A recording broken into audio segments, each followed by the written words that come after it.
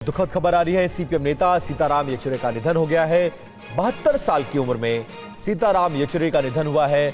Delhi AIIMS में भर्ती थे सीताराम येचुरी और आज दोपहर लगभग 3 बजे उन्होंने अंतिम सांस ली। सीताराम येचुरी के निधन पर राहुल गांधी ने दुख जताया है। उन्होंने लिखा है कि भारत के विचार के संरक्षक थे। हमारे बीच हुई लंबी चर्चाओं को मैं याद करूंगा। देश को लेकर गहरी समझ रखते थे। सीताराम येचुरी मेरे मित्र थे। आज दिल्ली के एम्स में सीताराम येचुरी ने अंतिम सांस ली। 25 दिन से वो एम्स में भर्ती थे।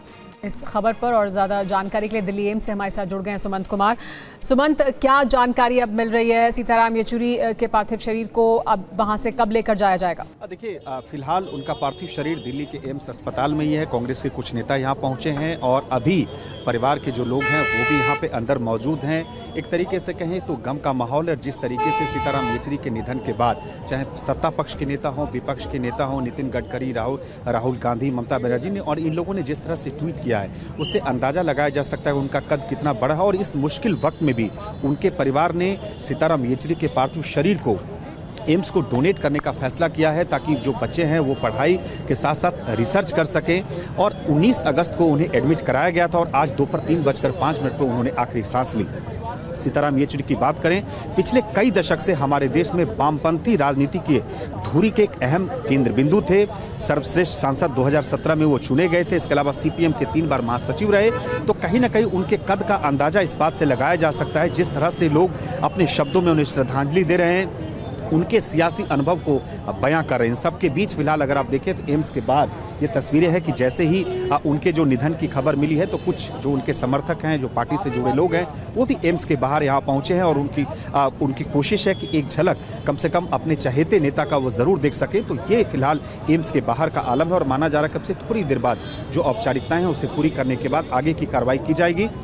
लेकिन इस सब के बीच अगर पूरे उनके सियासी अनुभव को देखें, ये भी कहा जाता है कि जब यूपीए 1 और यूपीए 2 की सरकार जो 2004 से लेकर 2014 तक रही, उस सरकार में जिस तरह से सीपीएम ने सरकार को सपोर्ट किया था और जो कॉमन मिनिमम प्रोग्राम था उन प्रोग्राम्स को बनाने में भी सीताराम येचुरी एक बेहद अहम भूमिका जो है उन्होंने निभाया। और आप राहुल गांधी के ट्वीट को देखें कि जिस तरह से जिन शब्दों में उन्होंने श्रद्धांजलि दी है सीताराम येचुरी को, और तमाम अलग अलग चाहे वो आरजेडी सांसद मनोज झा हो, प्रमोद तिवारी हो, बड़ी तादाद है। जैसे ही निधन की खबर पहुंची सभी लोग अपने अपने सीताराम येचुरी से जुड़े अनुभव को साझा कर रहे हैं, उन्हें श्रद्धांजलि दे रहे हैं। देखिए, 19 अगस्त को वो एम्स में एडमिट हुए थे, लेकिन एम्स अस्पताल से 22 अगस्त को उन्होंने पश्चिम बंगाल के पूर्व मुख्यमंत्री जो है बुद्धदेव भट्टाचार्य को श्रद्धांजलि दी थी। और इसके अलावा भी अगर आप देखें तो गाहे बगाहे जो गंभीर विषय होते थे उस पर सक्रिय रहे। तो अंतिम हर ओर से श्रद्धांजलि दी जा रही है सीताराम येचुरी को। उनके राजनीतिक सफर को याद किया जा रहा है, उनके जीवन को इस वक्त याद किया जा रहा है। हर कोई जिसका उनसे ताल्लुक था वो भी और उनके साथ जुड़े हुए तमाम कार्यकर्ता और नेता भी उनकी पार्टी के